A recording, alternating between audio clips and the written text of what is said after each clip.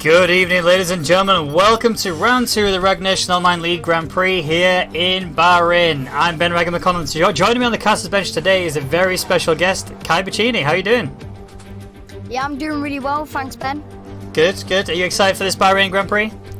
Yeah, really excited for the Bahrain Grand Prix. I watched the Australian Grand Prix. It was amazing to watch. Can't wait to commentate on this one. Brilliant. Well, last week out, Reina won by quite a dominant fashion. It was 28 seconds ahead of P2, and obviously there was a major collision by someone else who should be running alongside of him, should actually be battling with him throughout the entire the race. It was, in fact, at Nick turn, there was major collision between him and Rexon, actually caused it. But here today we are, look at that beautiful track there, 15 turns. There are 2 DRS zones. Obviously there's going to be 2 detection zones to go with it, with a very long home straight. I'm expecting a lot of overtakes going into turn 1, and I think we may actually see a fair few dive attempts from these. This is the first Grand Prix that was actually held in Bahrain, sorry. And Vettel is the driver who's won here more than anyone else. He's done it 4 times, twice with Red Bull and twice with Ferrari. And rumour has it, we have all 20 drivers participating in the league race tonight. Hey, what is up? I'm Amkasa. And we are here with a Joy to be hot lap, commentated by Amkasa. It's going to take us on a flying lap here in Bahrain.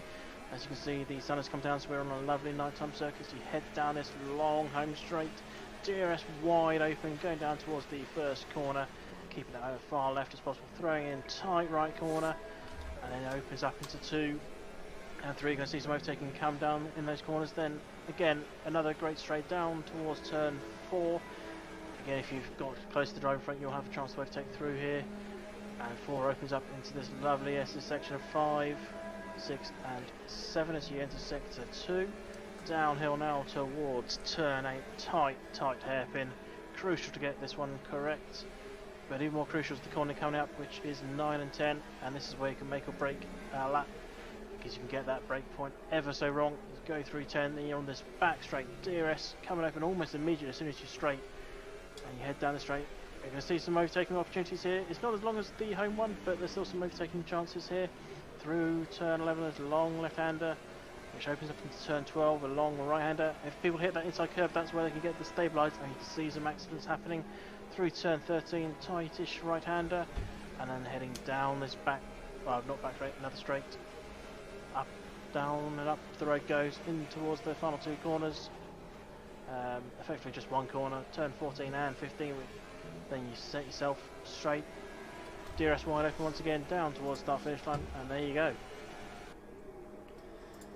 Thank you so much for that, Amkasa and Joy to be, for that lovely little hot lap round we just have there. So we are now live into the Bahrain Grand Prix qualifying, and I'm going to get straight into it. I'm going to ask you right off the bat, who is going to be your 1, 2, 3 prediction for the end of qualifying? I think definitely Reina's going to have to be the one to watch, depending on where he's starting, if he's going to have to come through the field. I think he's definitely going to be the one who's up front in the Haas. Obviously, watching his dominant performance in the Australian Grand Prix, he's going to have to be my P1 so far. And then I think Just Chillin' shown some a very good performance in Australia, shown some real good talent. He may not have done as well as he thought he could have done, but I think he's definitely going to do a very good job. And then we've got Ekton. Obviously, he had some problems with a collision in Australia, and that's going to have to be my top 3. I'm not saying that's in order, but that's going to be my top 3. No, that's a good shout. Reina definitely is a pretty safe bet in the way that he can perform. However, I'm going to give you a little insight into a few other drivers as well, some of which you may not have seen. So Meister, he didn't race out in Australia, he actually couldn't make it, but this week he is able to make it, and he's someone I would place in the top 3 as one of the quickest drivers to exist in Formula 1, if I'm being truthfully honest. Nickton and Reina, they are the top 3 for me. In which order I would put them in? That's where it gets really difficult. Nickton and Meister are actually really close in terms of driver skill, so I fully expect it to be either a 2-3 for them. I mean, Meister's already done the fastest lap, he's done it on mediums, so he's done 1:27.550. Obviously, he's the only person to do it, so it's no surprise that he took the fastest lap. But I do think, like you said, I think Reina is going to be the person to watch here. I do think he's going to be my P1, especially at the end of qualifying. But then I'm going to go with Meister, followed by Nickton. And we're starting to see a couple of other cars come across the line and put some lap times in. But obviously you're a driver yourself. I know you do a lot of karting in, well, you're actually at a karting track this weekend, aren't you, I believe? Is that right? Yes, we are. We are at fullback, but I'm not racing this weekend. I am commentating on the Super 1 series. Oh, brilliant. Well, this is a good little warm-up for you there. That'll be good fun for you. Mesa currently still holding P1. Actually, quite interesting. We've seen Forsetti come across the line with the super soft tyre, same as Rexon, and they've actually done a lot slower than Meister did. Rexon more so than anyone else on that super soft, so we'll have to keep an eye on whether or not he's actually going to be able to keep it up. But who do you want to go on board with for the meantime? I think we should go on board with Hector and see what laps he can do. He's currently in the pits. We'll have to catch up with him very shortly. But yeah, he's definitely someone we need to be keeping a close eye on because he is very, very, very quick. Someone else, though, is Brownie, who's actually just started his hot lap. Actually, let's do a little ride on board as he's going through the track. So this corner here in particular, turn 1, is such a hard braking zone. It really relies on you getting the braking timing just right, because if you underbrake, then you'll shoot off the other side of the corner. If you overbrake, you'll cut yourself a little bit short, and you can have to accelerate a little bit to try and get yourself up there. So timing is absolutely crucial for you to be able to make that and have the most optimal performance through there. It looks like he's not happy with his lap time because there was a lot of weaving. I mean, he's still in mode 3, which does suggest he is going to be carrying it out. I'll have to keep an eye on him. So, Hazard. So I'm going to give you a little tour of these drivers. Hazard in particular is someone I call Captain Consistency, and the reason he gets that is because he is not the fastest driver on the track by any stretch of the imagination. He's not slow though, but he is the one driver you can count on to keep a penalty-free drive and be able to really demonstrate how well he can be. I mean, he's just going to cross the line, done a 128.174 on a medium compound tyre. Again, not the fastest, but still one of the most consistent drivers. Let's have a look at Brownie now, who is still out on track, coming up to the final corner.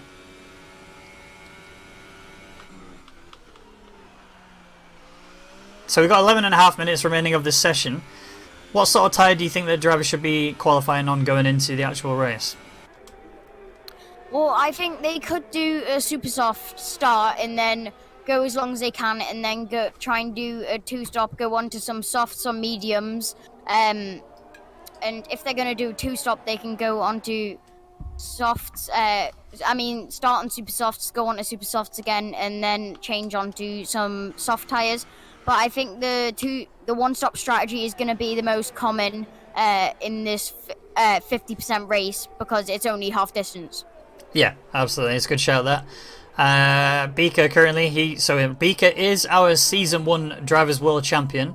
Obviously the rulings were very different then to how they are now, and Beaker's had a lot of driver transition in terms of his own performance.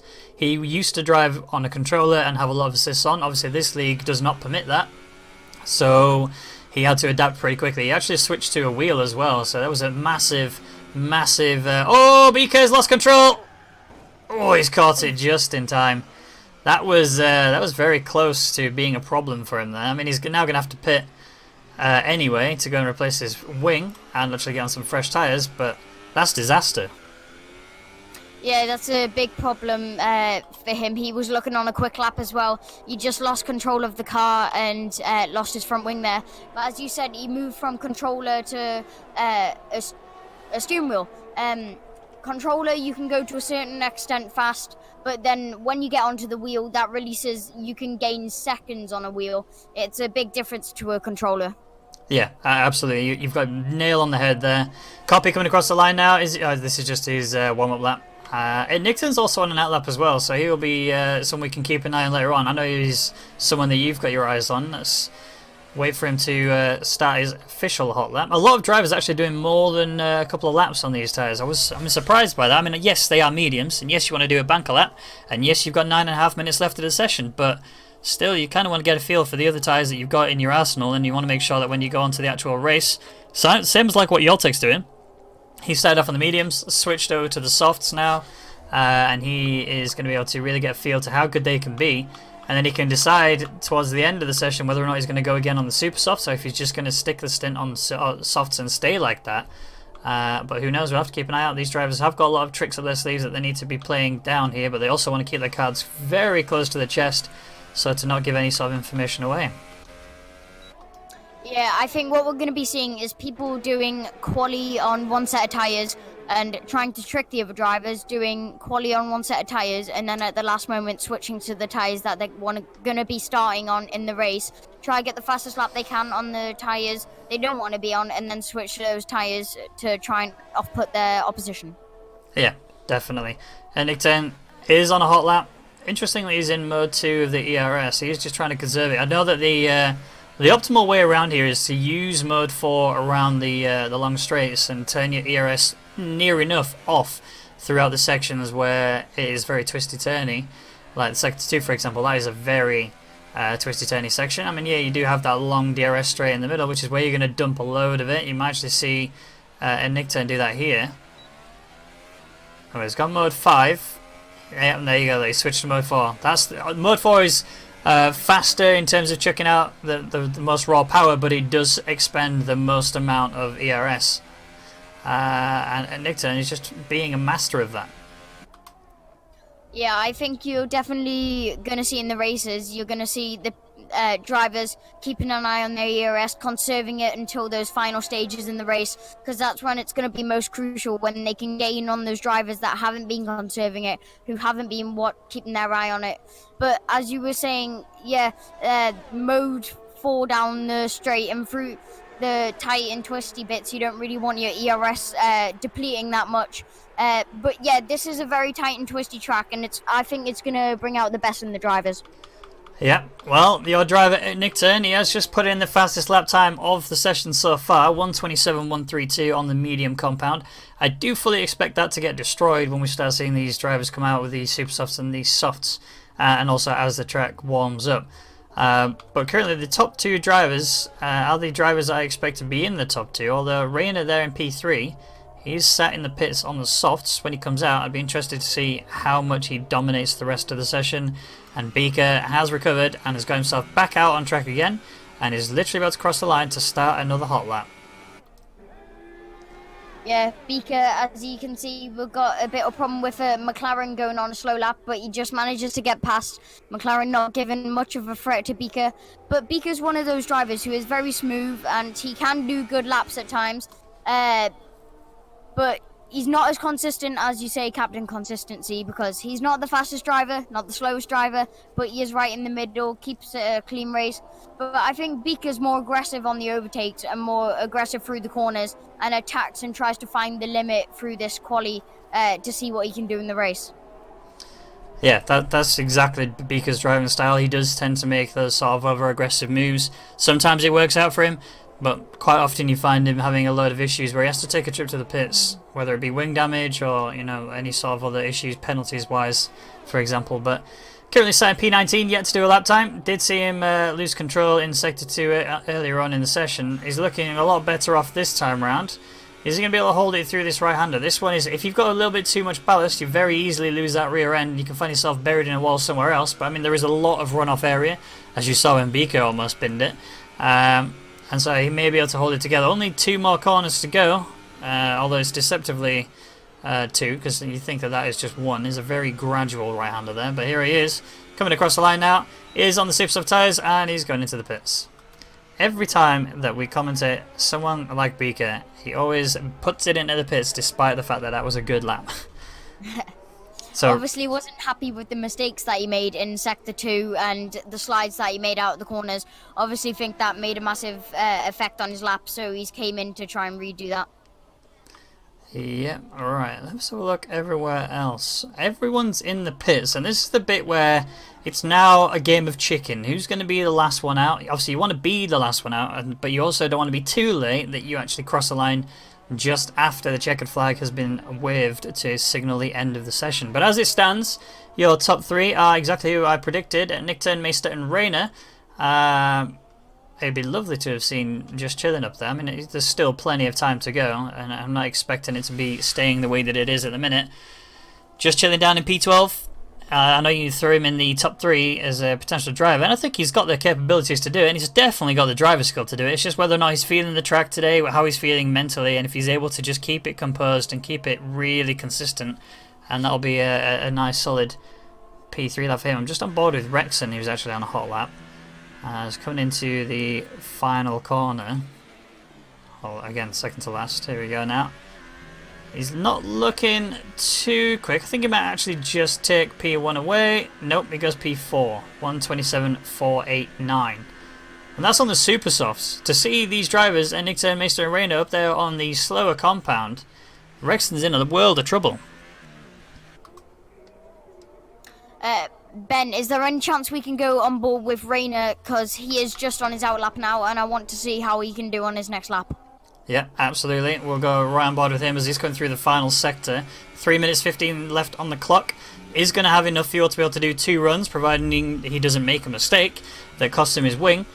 Oh, he almost made a mistake. That was a very touch and go. We have got a yellow flag in sector 1. It's very likely going to be someone just getting out of the way. But yeah, look at this. Reina, the man of the day in Australia. Is he going to be the man of the day here in Bahrain? Well, let's find out now, as he's going to be pushing for the fastest lap time on these softs. Right, Reina, show us what you've got. Let's see if you can get this braking distance down perfectly. Little bit of... it was only a tiny amount of locker, but he's managed to hold it together.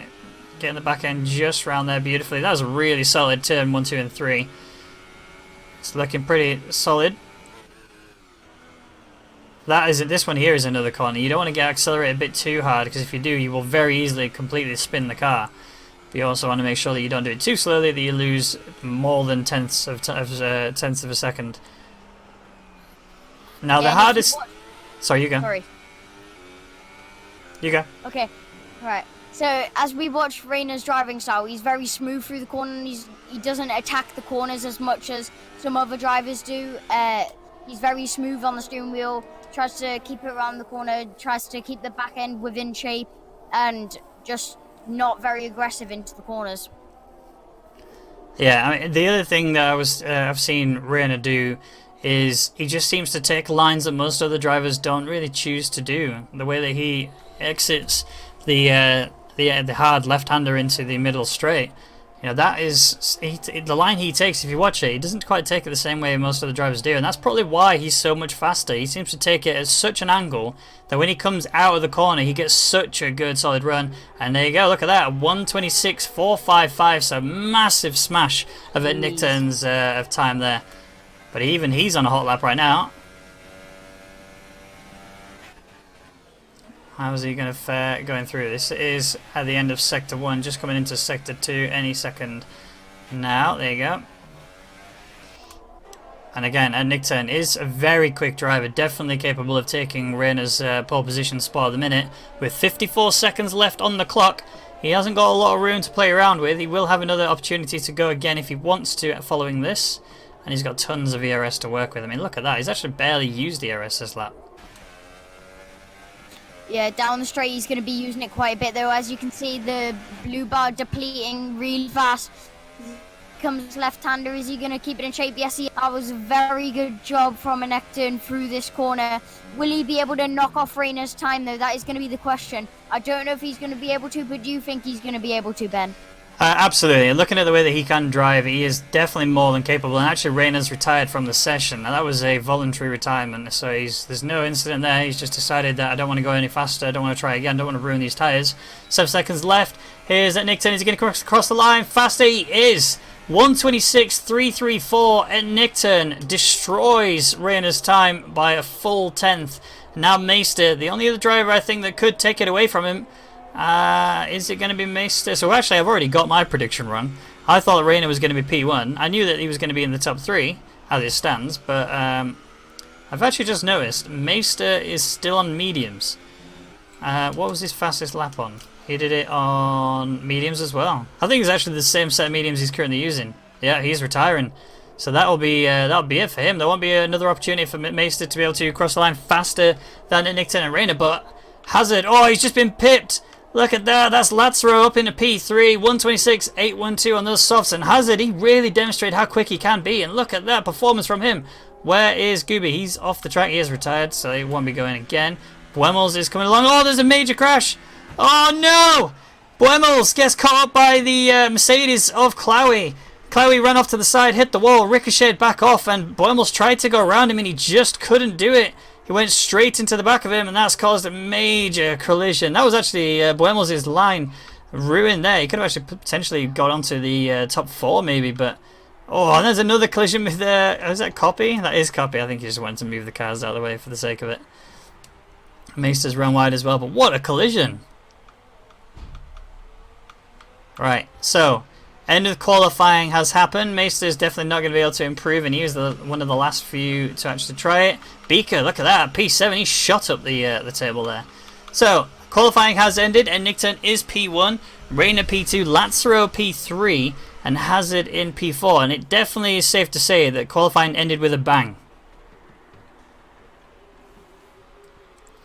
Right, so you've seen qualifying, you've seen the top 3. The question I've got for you now is, do you think it's going to stay like that as we go into the race? Or do you think that it's going to switch around just a bit?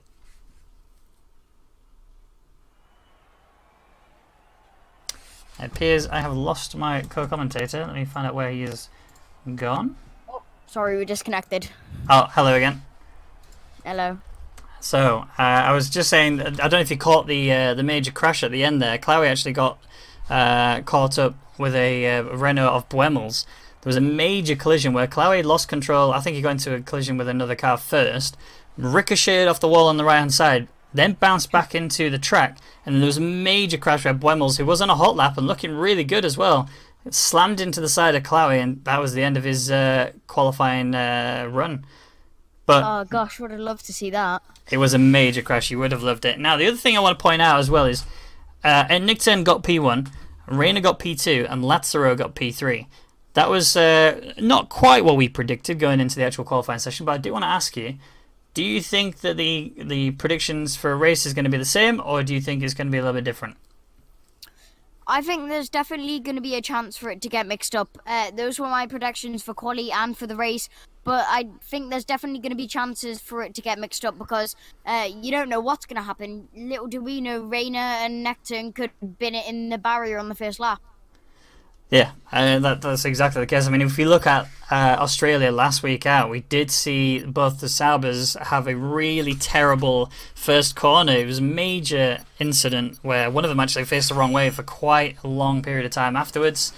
The one thing I do want to sort of talk about, though, is just how these drivers do perform when it comes to their actual race pace. So Hazard, he's named Captain Consistency for the fact that he manages to keep himself out of penalties. And that's where he usually tends to jump onto the podium and take P2, P3. So whilst I didn't have him in my qualifying predictions, I do have him in my race predictions. I do think he will be able to take P3 away from Lazaro. Hazard does seem to have better race pace than he does qualifying pace. And I think he has better race pace than Lazaro. But obviously we'll have to wait and see how that pans out as we're going through the formation lap. Yeah, I think we're going to have to watch Just Chilling come through the pack. My prediction, top 3, is down in 13th, but I'm not expecting him to stay there knowing the class of driving that he can do. Yeah, no, he's a very, very quick and consistent driver. Again, he's similar to Hazard in the way that he drives, except Just Chilling is still someone who is prone to getting the penalty or two. Also, quite often gets caught up in a bit of traffic and, you know, sometimes loses wings unnecessarily. But just waiting for the drivers to finish their formation lap. A lot of weaving, getting the tyres all prepped and ready because you want to make sure that they're not overly warm. But actually, look at Nickton. He is way ahead of Reina. A full 7 seconds ahead of Reina. When he does eventually come to the start line, his tyres will cool down dramatically. And if, like we look at Australia, the same situation could happen here. You got a really sharp right-hander into turn 1. I'm hoping the drivers can keep it together, but if you're going to see any collisions, that is where it's going to all be. Yeah, if a Necton has cold tyres, you're going to have to watch him through Sector 2 because it's going to be very slippy if he does have cold tyres going into Sector 2 because that's a very tight and twisty section of the track. Yeah, absolutely, and that, like you say, that is, especially when you come into that braking zone, into the middle straight, that is pretty much where you will see the weakness of the tyres there more than anywhere. I do want to go on board with Maester as we start this race, which is Just Chilling's teammate. I mean, they've got quite a spread out situation, P5 and P13 for Sauber. The team that are looking pretty good. Oh, well, here we go. So, start of the Bahrain Grand Prix as the lights go out. We will be seeing who is going to be the fastest off the start. It's looking pretty solid already for a Nick turn. Look at Rayner also getting a really solid drive. Meister and Hazard have been having a little bit of a kerfuffle, and Meister's actually managed to pass him and keeping it all together as they go into turn 1. I'm not seeing any major collisions so far. Look at that between Beaker and Inaudible Gamer. Beaker is through. Just chilling, actually got up to P12 as a result of that start, and looking really hot if you're a Sauber fan. Yeah, the Saubers have got a really good start. And may I just mention, Meister's on mediums and everyone around him is on soft. He's looking like he's going to be doing a long stint at the start and not doing the short stint and going on to a harder compound. As we see some battles down the mid-pack. Who's that? It looks like it's going to be Chloe. Is it? Yeah, it's Chloe down the inside. Amazing move from Chloe. Yeah, Gooby as well managed to return the favour and get himself back up into P8 again, but I just saw one of the McLarens running really wide coming into the Sector 2 twisted turny bits in the middle. Looking at how they're doing right now going through the middle straight. I've seen one of the Mercedes looking for a little bit of a battle with the Sauber behind him, just chilling. Is really kicking up. But what's happened to Hazard? He's had a really horrific start. He was so far up and he's plummeted all the way down into P10. Not the start that you're wanting to be if you are, in fact, a Mercedes fanboy. And look at Fossey and Yortek. They are side by side as they come through that little bit there. And they're still actually going for it. They're going to come into the final corner. They will be wheel to wheel. Who's going to come out better off? I think it's going to look like Yortek's got a better line. Yes, he's locked up a little bit. Fossey might be able to charge past him. He's going for it. And yes, Fossey's through. Now is Toto going to be able to do the exact same thing? Trying to use a slipstream. Going around the inside. Yortek goes defensive, trying to protect the inside from the Renault, but Renault's moved over. Toto's going to try and make everything work as we're going to turn 1. Is he going to be able to lock himself out of this situation? Yortek's making moves on Fossey. I never thought we'd be seeing that going into turn 2, but Fossey's recovered. Yortek's round wide, and I think Toto now he's just going to have to try and use everything he's got. I don't know where Fossey just disappeared to. I think he just teleported behind them all. Yes, he did. But Toto, what a little run there he's got. Yortek still on the inside now, trying his best to try and pull off what he can. Toto not giving in at all. He's staying committed. He's someone you've got to keep an eye on because he is a very good driver. Yeah, very good driver indeed. And if you look at the front end of the pack, Lastro and Rayner are having a very good battle there. Lastro just able to pip him so far. I was looking at the names, they were switching back and forth, but Lastro, as we can see from the visual, has pulled a bit of a gap from Rayner. Yeah, he's actually doing a really solid drive. I expect him to be falling back a little bit, especially with the pace that Rayner does actually have available to him.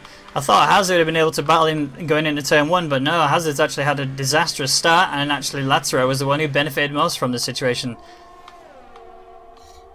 Just Chillin was up into 11th place, but he must have made a mistake because he's back down into 15th now. I don't know if that was a spin or a slide, but now he's behind the pack that he was with. Now he's going to be chasing down Brownie, who is behind Mizzo and Copy. Yeah, just Chillin, I'm just trying to look at his wing actually, see if I can see any sort of wing damage. It looks completely intact. I don't know if there's any elements missing on the right hand side. It seems to be going pretty strong.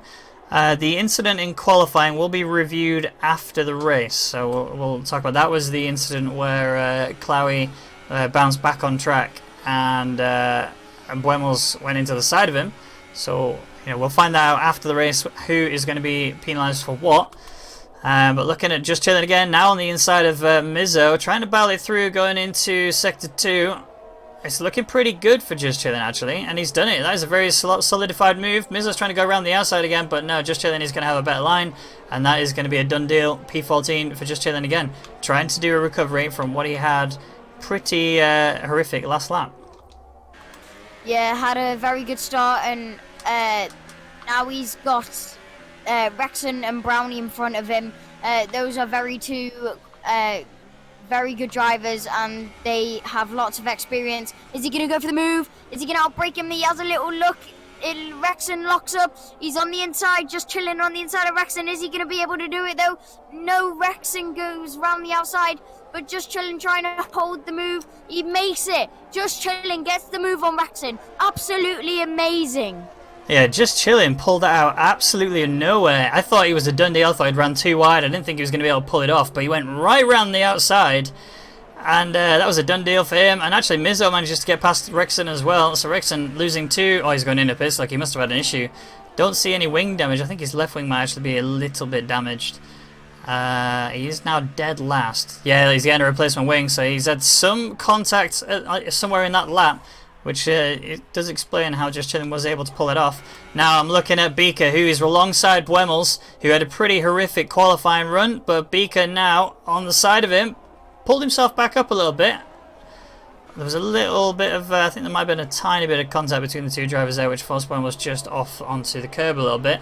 And Mizzo and Just Chillin, actually, they're battling as well. Look how close they are. Is Mizzo going to go for a move down the inside? No, he's not. He's just a bit too far back. But he might be able to get a better line as they come into the DRS zone. To be honest, if you're in Mizzo's shoes, you want to stay behind the car you want to overtake, just for this DRS section here. As soon as you get the opportunity to do that, the DRS and the slipstream is so powerful in this year of cars.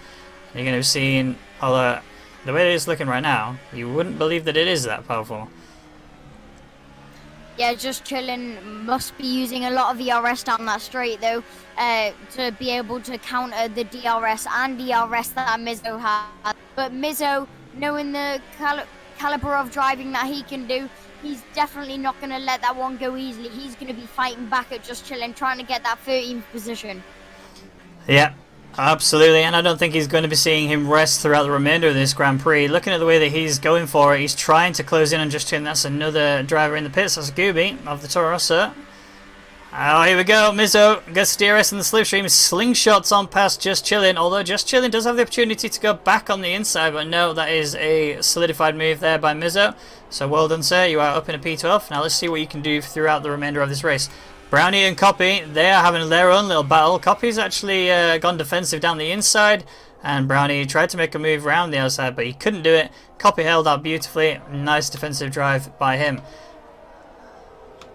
Yeah, very good move by Copy, very defensive. He, as we can see, he's very good at that. Brownie, very good at overtaking. Unfortunate not to get that move done, but Copy is a very good caliber of driving. He's very good at defending, as we can see from Australia. But Brownie's going to be on the attack straight away, as we're on board with TNMO. He makes a little mistake out the corner. You can see how much that costs him down the straight. Even though he gets the recovery from the DRS, it made a massive difference onto straight. Yeah, it brought him back up again to get on the back of Yonti, but he does look like he's struggling with understeer on this car. I mean, I fully expect that he's trying to counter the fact that this is a very rear-heavy track, and he'll actually, as you can see, his rears are kicking out a bit, and I think that's what's costing him. He's on the mediums, you know, he's got plenty of life in these tyres. It's not an issue about how grippy the tyres are. He's just, the setup he's got doesn't seem to warrant what he wants it to be, and I think he's going to be struggling like this for the rest of this Grand Prix. I do actually want to draw your attention to the front of the grid. So Nickton is still your race leader. Rayner did manage to get past Latro again and is now 1.6 seconds ahead. So he's outside of the DRS range. But someone who isn't outside of DRS range is the Latro on Meister. He is now very much in the firing line of that Sauber. And Sauber as a whole are looking pretty solid today. Justin then did manage to climb up a couple of places. Yes, he lost a few, and a fair few in that regard as well. But he is back on the recovery drive and not backing out anytime soon. Inaudible Gamer closing in on Beaker. Oh, actually, look at that. That's Hazard. Where did he come from? That was a beautiful dive down the inside, and Hazard made that move look like it was just something he does every day in, day out. And they might actually be able to get some moves on Beaker as well. At the end, it says Beaker's run wide. Yeah, Beaker just catching onto the back of Buemels, though. Buemels looking like he might be making a couple of mistakes because he's dropping away from the pack in front. But is that going to be the move from Hazard? Yes, it is. He makes the move stick on Beaker. Beaker had nothing to do there. He was absolutely left out to dry by Hazard.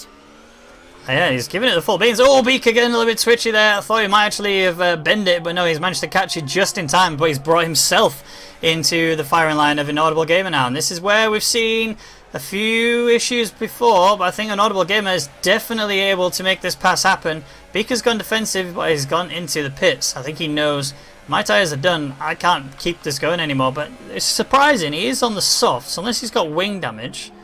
Yep, he has. That's why he's switching off now. Wing is being replaced. Mediums are being put on that Ferrari. So not quite the run you want if you're in the Ferrari. We'll keep an eye on that and see how we get on. Yeah, with the mediums on the car, I don't know if they're going to be able to last 22 laps. So in the last couple of laps, he might have to come in and go on to some super softs and try and make his way back through the pack again. As we see Inaudible Gamer right on the back of Kalami. Inaudible Gamer is a very good driver, as we can see, very smooth out the corners. The Mercedes might be left out to dry from Inaudible Gamer, because he might just slingshot because he's got the DRS zone down the straight. Will he be able to make a move though? I think it's just a bit too far back. I think Inaudible Gamer's definitely got the ambition, and I think he will be doing the exact same thing on the home straight. Kalawi just seemed to get a much better run out of that hard left-hander, and that's obviously what made the gap so large. Yes, Inaudible Gamer did get DRS, and he used the full amount of that to try and close the gap back up again so he didn't run out of the firing line, but it is not quite how he wanted it to be pictured out. He needs to get a better run through this final corner here if he wants to close it in. I think he may have actually done it. Yeah, look at that. Chloe actually ran a little bit wide. Now, this is Inaudible Gamer's opportunity to capitalize on this mistake. And yeah, look at this. He's just going to tear on past him. See you later, Chloe. This is my P7, and I'll be hunting your teammate very shortly. But as you can see, Chloe not taking it easy in his stride though. He's going to be straight back on the attack, but is he going to be able to get the undercut out of the corner? He's got the slipstream. He's going to go into the right-hander. He has the inside line for it. Will he be able to get the braking though? Yes, he will. That's a very well executed move from Chloe on Inaudible Gamer. Great reaction. Yeah, unbelievable scenes from Chloe. I didn't expect him to be able to recover that early on. I thought he was going to have to use a DRS section in order for him to pull that off, but no. He made it look very simple, very easy to do. And now we look a little bit just behind them. It's actually a little four-way battle going on for P7 at the minute, but Mizzo is closing in on Brownie, and we've seen earlier what Mizzo can do. Is he going to be able to do a good overtaking move down this straight? He's got a very close gap on the back of that Ferrari. I don't think it'll be here that he does it there. I think he's going to be probably making the move on the home straight. A lot of people tend to use that middle DRS run as like a catch up and prepare yourself for the overtaking move on the home straight. And that seems to be exactly what Mizzo's doing here. It's more whether or not he's going to be able to hold it together going into the final corner. Although, having said that, look at Brownie. He's really close to the back end of Inaudible Gamer, who's also literally smelling every gear change that Chloe makes. There's a little bit of a nudge there. That was Brownie into the back of Inaudible Gamer. Mizzo says, yes, thank you very much. I will walk past the both of you, take both those positions, and whilst Chloe goes into the pits, I'm immediately up into P7. What a great run so far if you're a McLaren fan. Yeah, it looks like Brownie's went into the pits as well, knowing that he has damage. He was in a very good position, but we're on board with Copies straight on the attack of Inaudible Gamer. But as you can see, Mizzo's now got that gap because of that mistake between the drivers. Yep, just chilling. He's also climbing back up the field. P10 for him so far, right on the back of Copy. There was an opportunity for him to try and snatch it away, but he felt better of it. Stayed back, let Copy keep hold of P9 for now, and he'll catch him on that DRS straight. Also, you can benefit from the fact that Inaudible Gamer will be giving DRS and Slipstream to Copy as well. Oh, there's a little bit of a move here by Yoltek. I don't know whether or not there's contact between the two of them. I actually only just caught the wing of Yoltek in the scene. I didn't see Yoltek come out of nowhere, but he did. And he's now trying his best to make a little action happen here on the middle straight. Again, wing and wing and ERS are being used here on this middle straight. I don't think Yoltek is going to be able to capitalize. Oh, there was almost another nudge. That was so close.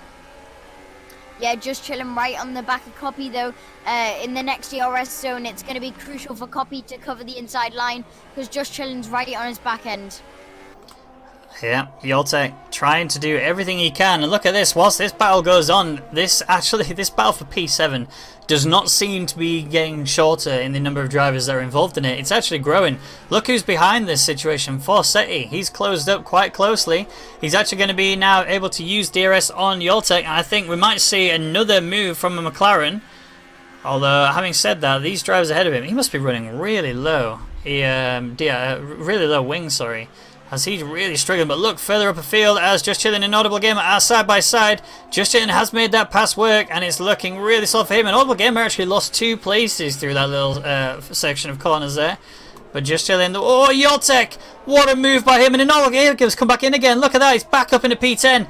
My English just decided to leave me all of a sudden. It was just such a surprise that Inaudible Gamer was able to get back on the inside of both of the drivers. And whilst Just Chilling made a really good move going through 1, 2 and 3, immediately loses it going 4, 5 and 6. Yeah, and if you go back up at the front, Rayner's not looking like he's going to be raining on this parade because Enecton's raining on his by any chance. Rayner's not being as dominant as he was in Australia because Enecton's just pulling away. Now a 4.4 second gap from Rayner behind. Yeah, I also look at Hazard down in P6, closing in on Buemels. Coming up to the final corner now. Buemels is going to be in a little bit of trouble if he doesn't get the line perfect. You may have seen Hazard move a little bit there. What he was trying to do was trying to use the fresh air to keep the brakes and tyres at a reasonable temperature, and both drivers dive into the pits. Let's see what tyres they go onto. I think they're going to go mediums, right? Surely they're going to have to go mediums for the end of the race. Yeah, if their tyres can last 18 laps, they're going to have to go mediums. As we see, Hazard's went onto mediums, Buemels went onto mediums, so as the Renault comes out just in front of them, yesterday as they've all went onto mediums, as we see the McLaren behind come in. Is that Falchetti come in? It is. Falsetti's coming to the pits. He's going to be switching out as well. He's also gone to the mediums, and a bit further down, Hazard's teammate Clowie on the slipstream and moving on Beaker. Beaker's gone really defensive, but yeah, Clowie is just going to cruise on past. And now it's going to be Beaker trying to close it in a little bit. And look how low his ERS is. He's only got, well, he only had 14% before he went into that braking section there. And Beaker's got a lot to do if he wants to pull this back. Yeah, but just keep in mind all the drivers in front of him have to pit. And there's not a massive gap between the whole field and the first position. I'd say it's about 52.4 seconds, as you've just shown me on screen, between the whole field. But if the leader pits, he'll go down to about 10th position, and that will leave all the people 10th and above go up a position. Yep, Fossey is battling with Beaker at the minute on track, as you can see. And Fossey actually came out better off, except now they went into that braking zone. It does mean that Beaker has got DRS and has also claimed that position as well. So he's going to run away with that and secure that. Now, what he needs to do is focus on this final sector. He needs to make sure that it's faster than Forssetti's, and make sure that, more crucially, when he comes out of the final corner, that he has a better run than what Forssetti has, so that he doesn't run the risk of being overtaken using DRS. Ideally, what Beaker could do is break himself into the DRS range of Clowie, and that will nullify Forssetti's attack. Whether or not Beaker's going to be able to do it, that was the DRS detection zone, and Beaker was just outside of it, so I don't think he has DRS. No, he does not, but Forssetti does. Is he close enough? He's 6/10 behind Beaker. I don't think he's got it in the car to be able to close it up a bit. And there's a Force India of Inaudible Gamer coming out on track after his pit, switched on to super softs. So he's going to be going for a two-stop strategy, as they will not make it to the end of the race. But he's very, very ballsy to even try it if he does. Beaker, look at the move he's making now. What a drive Beaker had. Yes, I know that Inaudible Gamers come out on fresh tyres, but Beaker did such a good job through that corner. Yeah, Beaker's got to be one of the best in F1 2018 at doing that in this level of racing. Inaudible Gamer had nothing to do there. Now he's under quite a lot of pressure from Forssetti. Forssetti under pressure from Brownie. And it's all just a chain reaction right now. The thing is, it just takes one mistake. As we saw earlier, Inaudible Gamer made one slight mistake, lost 2 places immediately. And when he got battles as close as this, all the way up and down the field, as you can see, Yonti further up, he's actually battling with Toto right now, side by side, coming into the final corner. It will mean that Yonti does have DRS. I don't think... Oh no, Toto also has DRS. It's now just a battle of who's actually faster here. I'm not quite sure, but I'll tell you someone who is trying his best to be faster. TNMO. Oh, that forces Jonty to go defensive into turn 1. It means he's going to have a really tight line, and there's a bit of collision between the Renault and the Haas. And TNMO coming out of nowhere. Rayner's having a battle with him as well. Rayner has gone past him. He has finished the pit lane 2 laps ago on these fresh set of mediums. This is looking magical for these drivers. Yeah, as we see, Nectarine has pitted to go onto a set of mediums to try and last to the end of the race. But Mester and Altic have to pit in front of him, so that will put him back in the lead again.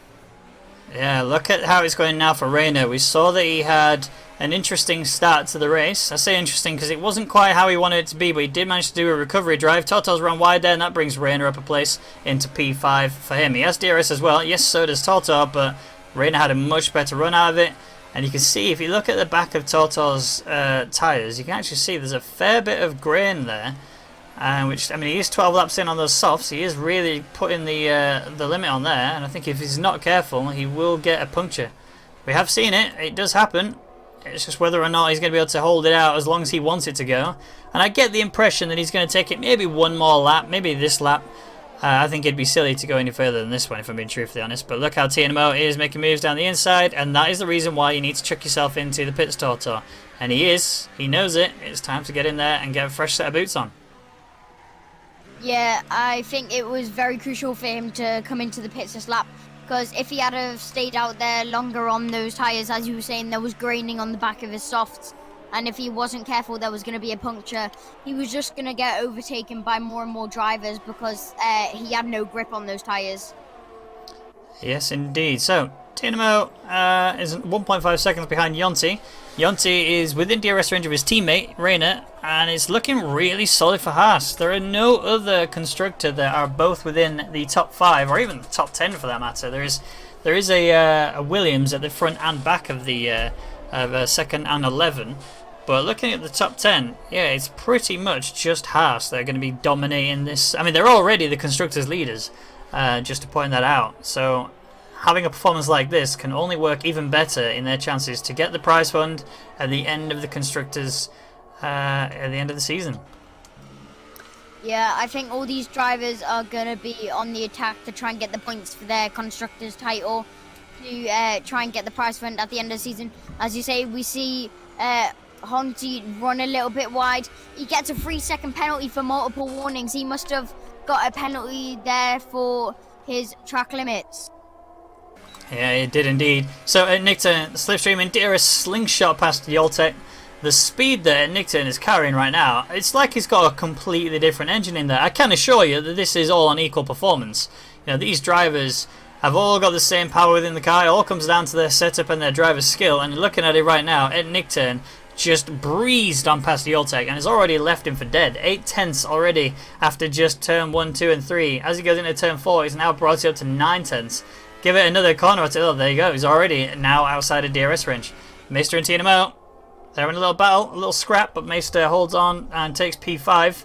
I mean, he is on the fresh softs, and he could potentially take it to the end. I mean, we saw Tortor do 12 laps, almost 13 on the softs before they started to really fall apart, and it didn't quite work out how he wanted it to be. However, I do have an update for you. The stewards have been in touch and said the incident between Inaudible Gamer and Brownie on lap 9 in Sector 3, there was a hit into the rear causing him to lose a position, and a 3-second time penalty has been issued to Brownie for causing the collision.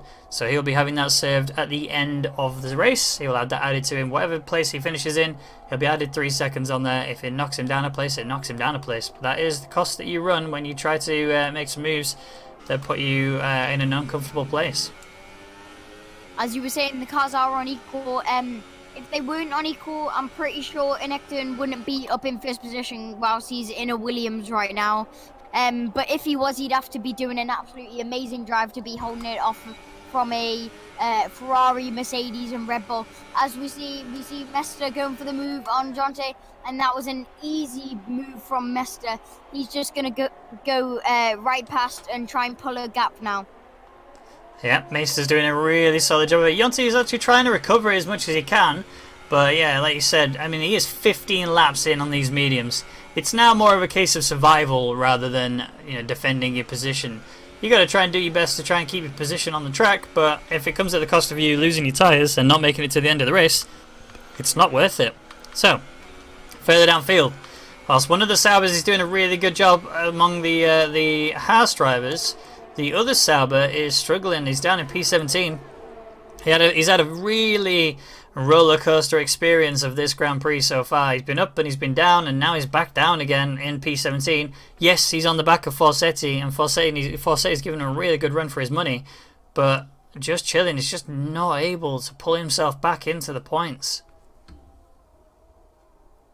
Yeah, and it looks like Meister might be trying to go long enough on those mediums so that he can pit for some softs potentially.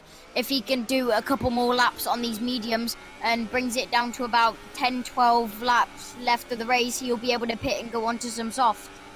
Well, I think if I mean, I think you're meaning Yonti, who's on the 15 laps. But I mean, Yonti, if he does carry it out a little bit longer, he might actually be up.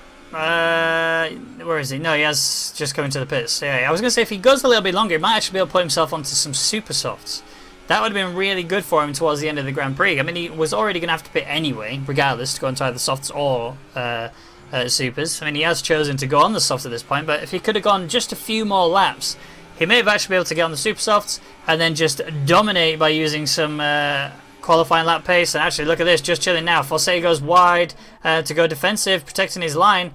And looking at how it pans out so far, Just Chilling is still ahead. I've just seen Toto locking up his brakes pretty hard, into almost hit the back of Forsey. Just Chilling went really wide as he made a mistake coming out of turn 1, and that has now reintroduced Forsey to be alongside the rear of Just Chilling as they come into turn 4. Is it going to work out for him? Forsey has recovered and brought himself back up into P15. It's not going to end here anytime soon. They are still side by side, but Just Chilling, they're trying to swap places non-stop, and look how close this battle is getting. The longer it goes on, the better it's going to be for Toto, who's trying his best to make a capitalization on any mistake that these two make. Now Just Chilling, he's going to have to be the one defending from Toto, because he's all over the back end. Oh, Toto just locks up the front a little bit, and that costs him onto a straight because it pushes him wide out of the corner. Yeah. So, Toto lost a lot of time coming out of that, out of the exit of the corner onto the middle straight, and actually Just Chilling didn't lose anything, and he's right there on the back of Forsey. The one thing we do have to bear in mind though is that Just Chilling has actually got himself a penalty of 3 seconds. That's just through cutting corners, which is issued by the game anyway, but this is down to him just being really aggressive, trying to pull out something extraordinary for him. Look at how he's going now. He's really close to the back end of Forsey. He loses the back end a little bit, not too much, and actually doesn't really cost him that much. He is now just under, just over 3 tenths. He's now closed it in already. Look at this. Forsey going defensive again, and we're having a repeat of exactly what happened last lap out. And is Just Chilling going to be able to hold it together this time? It was this corner where he lost the back end. Although, no, he's done a much better drive of it. Forsey actually runs a bit wide there, gets on the curb, and gets a 3-second time penalty for his troubles. Now you're going to see Forsey go straight on the attack onto Just Chilling and try and pull that 3-second gap away so we can get that 14th position in front of Just Chilling. Because if he doesn't pull a 3-second gap, he is going to take that penalty and lose positions. Yeah, I mean, a little bit of a nudge there by Yonti into TNMO. That could have been a disaster for them. He almost nudged the back end a bit too hard and sent TNMO spinning.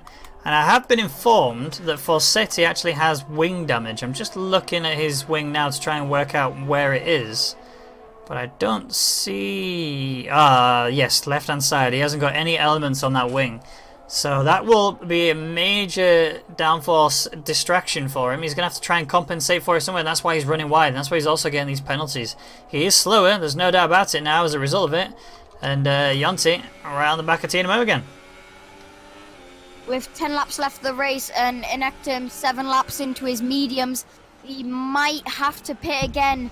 That could become a problem at the end of the race. If he pushed it too hard, he'll definitely be losing grip, and he might even get a puncture if he pushes him too hard.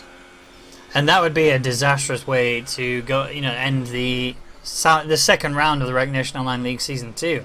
I mean, he had a really horrific first season. He had a first race, and he actually couldn't quite chain it together enough for him to be able to get back up there. It was a couple of mistakes at the beginning of it, which then put him in the firing line of Rexon.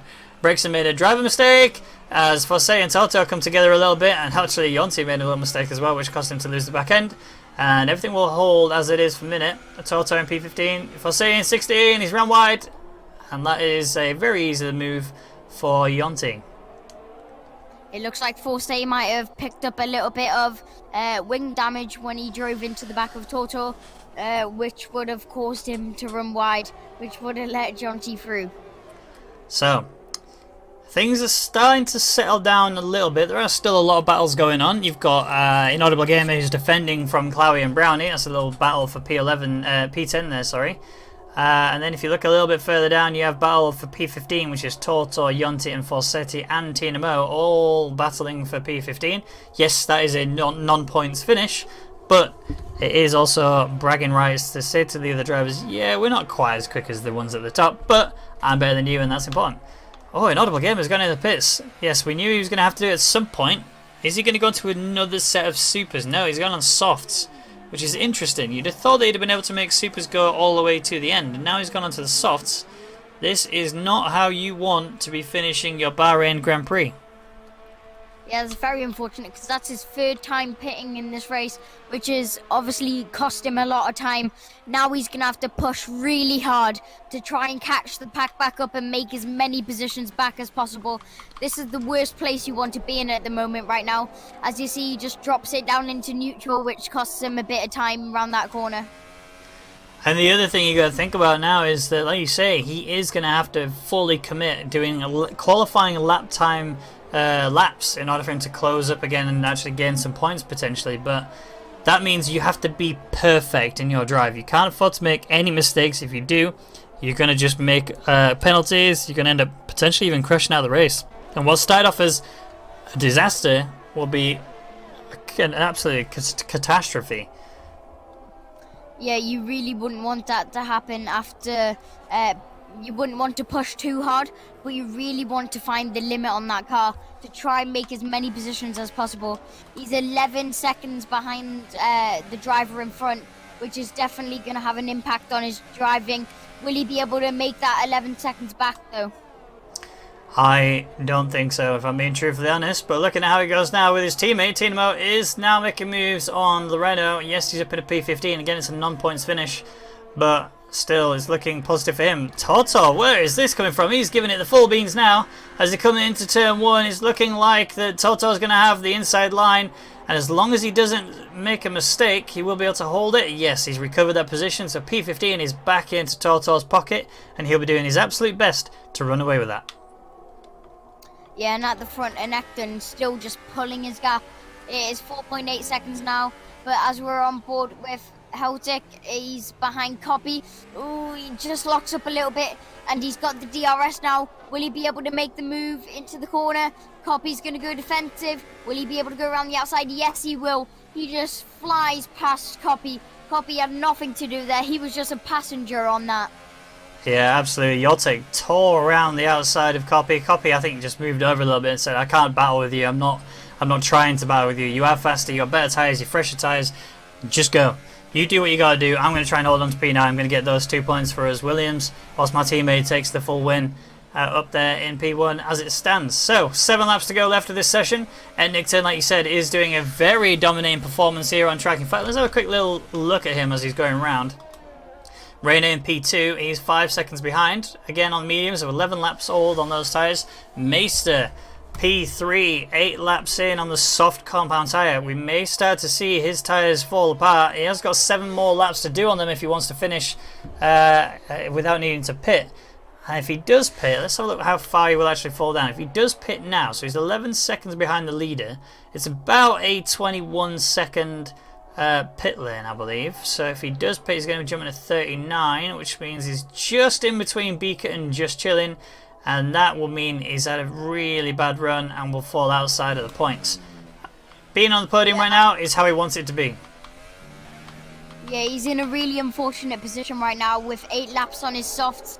There's not much life left on his tyres. Will he be able to push 7 laps out of them?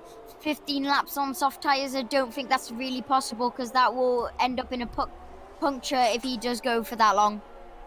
Yeah, definitely. It is a really tough task for him to do. It all relies on you having a perfect setup, a perfect drive, and also having a perfect racing line to be able to manage your tyres enough for you to not lose pace, but also for you to not destroy your tyres. So, Just Chilling and Leonti.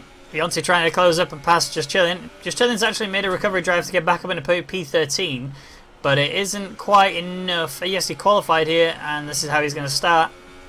How he started, sorry, but is he going to be able to finish in the points? As it stands, the answer is no. Brownie on the back of Chloe.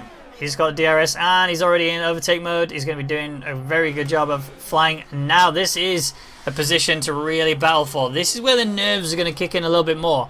Both of these drivers, Brownie and Chloe, they are going to be looking at what they can possibly do to get a point for their team. Hazard and the Mercedes is up there in P6, and Brownie's the only person in the Ferrari who is in the points position right now. He's going to be doing everything to hold on to it because Beaker is just too far back, and that's disappointing to see for the Season 1 World Champion. Yeah, Copy, Brownie, Clowie and Beaker not in a very good position. With 14 and 16 laps on their tyres, it looks like they might gonna have to pit again. And that would be a disaster. That is definitely something you don't want now. You will all be falling out of the points. I mean, it will be good for people like Yonti and Just Chillin', especially Yonti. He had a really solid drive throughout the first two-thirds of this race. It's just this last sector, this last third sector, he's just struggled so much for him to really be closing it in. That's why he's down there in P13. He's had to pit more times than he would want to. I think he's actually pitted twice, I believe. Let's have a look. No, he's only pitted once and he's lost that much time. That's interesting. He's on the softs now. He has got the opportunity to really gun it round, but what a disaster for him. Yeah, as we saw at the bottom of our screens, Mizzo got another 3-second time penalty for multiple warnings. So if he wants to keep that 7th position, he's going to have to pull a 3-second gap from Holte. Yeah, Yoltek is going to have to close it up if he wants to take past Mizzo and potentially gain those extra points. But realistically, he's within that gap, like you said. And if Yoltek can hold on to that gap, he'll be gaining some additional points for the Toro Rosso team, which is crucial because his teammate is way down there in P18. Not quite how you want to be here in Bahrain. So everything has spaced out quite considerably. Chloe is the only person who's close enough to be potentially in DRS range. I mean, Yoltek is there as well, but actually saying that, Yoltek has actually closed that gap down a lot. I think when it comes to, he's now within the DRS range, so when it comes to the final corner, providing it stays as it is, he might be close enough to capitalise on a Mizzo mistake. Yeah, and if Enectum's just very careful on his tyres, doesn't push too hard, if he just nurses it home with the 17 laps on his tyres, the Rainer, Mr. Lastero, and Bremels might have to pit. So that might, if Enectum can just like nurse it home, the people behind might have to pit, so he might still keep that first position. It would be incredible for him to do that. We'll have to keep an eye on, see what he does as we come into the closing stages of this race. There are only 4 laps remaining here. And I'll tell you something, actually, this is really incredible. I've not actually seen anyone have any sort of major issues on track. We do have a live stewarding system for this racing league, so that does mean that drivers will be receiving penalties during the race instead of post-race for some scenarios. As our stewards are sat in their own little lobby waiting for anything to come into them from the stewards, from the Jeffs, or from the drivers. And Beaker, where's he come from? Let's have a look. He's up there with Yonti. The gap is pretty close. Again, it's for a non-points position, but I think that was actually Yonti getting past Beaker because he was in P12 earlier. So let's see how we do. Yoltek on the back of Mizzo. We talked about it earlier. We did say that he is close enough now and has got more than enough life in the tyres to be able to do it. The person I am very concerned about, though, is Meister. Does still have 3 more laps to go on these tyres, and he's obviously just started lap 26. 12 laps in on the softs. That's going to be a really tough run for him towards the end. He needs to make sure he doesn't lose that much pace. Otherwise, Lazaro and Buemels will cruise on through. Here we go. Yoltek doing what we could have done a couple of laps ago maybe, but he's up into P7. A really solid move by him. Mizzo may go for a recovery to try and pull it back. I think he's hoping that Yoltek makes a mistake in turns 1 and 2, and he doesn't. Yoltek is going to run away with that, and a really good overtake by Yoltek. Yeah, one problem on Yoltek's side is that he's got 9 laps in on his soft, and there's 3 laps to go. Will he be able to drive home with 12 laps on his soft? So that's definitely going to have an impact on his driving. And look further downfield. Just Chillin' is 13 laps in on the mediums, and he's battling with a 19 lap old mediums of Beaker. And Beaker has already lost a place to Yonti and is way outside of the DRS range now. And now Just Chillin' is right there on the back. Beaker is having a disaster. Yeah, but that just shows that 19 laps on those Is that an Audible Gamer who came off? Is that an Audible Gamer? No, it wasn't. Oh, it's Tina Mo. Tina Mo's came off somewhere. I didn't see what happened there. But as I was saying, Beaker's on 19 laps on his mediums, which just shows that Electrum can finish this race on his mediums if he just nurses at home. Yeah, it does really demonstrate just how much Nick Turn has available to him. It's Reina that he's going to be more concerned about whether or not he's going to actually lose anything from those tyres. He's a lap further in, so Reina will be the indicator to Nick Turn as to what will happen in the future. As I imagine they'll be running pretty similar setups, but Mizzo on Yoltek coming into turn 1. He had DRS available to him, but Yoltek does hold on to P7 again. Beautifully defended by Yoltek. Yeah, Yote is very good at that. Beaker trying to defend from Just Chillin', but Just Chillin' has the DRS. Is he going to be able to pull around the outside? It's going to be a drag into the corner. Just Chillin' trying to look around the outside. He's going to have the inside for the left-hand corner. Yes, and he pulls that move off beautifully. Amazing positioning of the car by Just Chillin' on Beaker. Yeah, Just Chillin' did such a good run, and this isn't the first time we've seen him go around the outside of anyone. We saw him earlier going around Rexon. He has done a phenomenal job so far on these overtakes, and he just doesn't have the race pace to be able to get inside those points, and that's really where he needs to work on when he's going into sort of China in the future tracks going in the season. He needs to think about, what can I do to improve my race pace? It's just not enough to be within the top 10 and get some very valuable points for my team, especially when you see my teammate up there in P3. He's demonstrating how good he can be, and it's just not enough. So let's look further upfield as Buemos is now within DRS range of Lazaro. This could be huge for the drivers and constructors championship. Yeah, this could be a very big impact by Buemos. On a very good race right now. He's got 17 laps in on his tyres. With lap 29 of 29, he's going to be going around the corners with Lastro in front of him, only 0.4 of a second. In the DRS zones, he's going to be making his way through, but Beaker making a couple of mistakes. Obviously, his 20 lap mediums are not paying off well for the grip. Well, if you look at that rear left, that is a puncture he has there. That just shows how close he is to the wire, and that is where he's lost those places. That puncture has played a major issue for him. He's going to have to go into the pits if he wants to try and make it to the end of this race. And that is not how you want to be finishing this Grand Prix, especially as the Season 1 reigning champion. It's disaster for him. It's disaster for Ferrari. And Brownie, the only person in Ferrari who's actually going to be able to potentially take home a point. But if you're in Renault, you've got a driver in the points, you've got a driver outside the points, and you've got a driver who might actually be able to gain a nice P4 finish. And that'll be huge for both the drivers and constructors again. Talking about Brownie, the Ferrari teammate, he's got 19 laps on his medium, so if he's not careful, he might get a puncture as well. Well, that's actually a good shout. Let's go take a look at him. He is currently in the same sort of area that Beaker was when we jumped on board with him. I'm looking at those rears and I am seeing a lot of wear on there, and I think it's going to be 1 or 2 corners away from a large puncture. He will be obviously in voice comms with his teammate, and so when it comes to driving around this track, he is now going to be full of fear as to whether or not those tyres are actually going to make it to the end. I've been informed by Brownie's race engineer that his tyres are looking pretty okay in terms of wear, but it only takes one mistake for a puncture to occur. Oh, look at that, Buemos up above. I missed it whilst I was looking at Brownie, but Buemos, oh, Lazaro has a puncture. Front left wheel is flat. That is what has swapped it round. Yeah, that's very unfortunate for Lastro on this final lap. He's got a puncture in his front left. As I said, if you're not careful with 17 laps in on the mediums, they're quite worn out. Any mistakes that are made, this could just cast the problem. With Electrum coming down the straight, is he going to be able to keep it going? Yes, he will. Electrum takes the win for the Bahrain Grand Prix. Amazing drive bringing it home.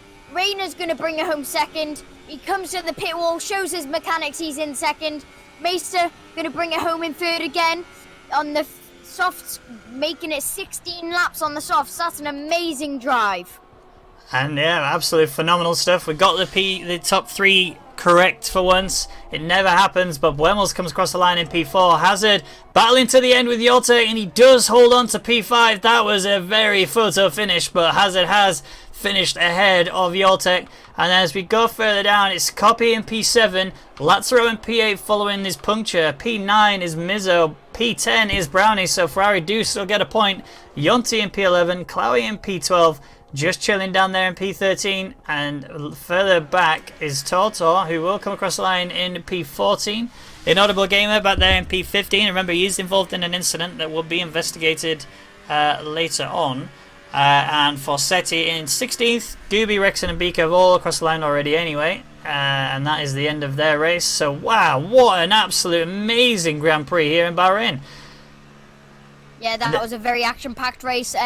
Wasn't expecting that much action, but it's been an absolute pleasure commentating with you, Ben. It's been amazing watching this caliber of driving in an esports series. I haven't seen this so far, but it's just been an amazing experience so far. And I do want to ask you, after everything you've seen in this Grand Prix here, who was your driver of the day?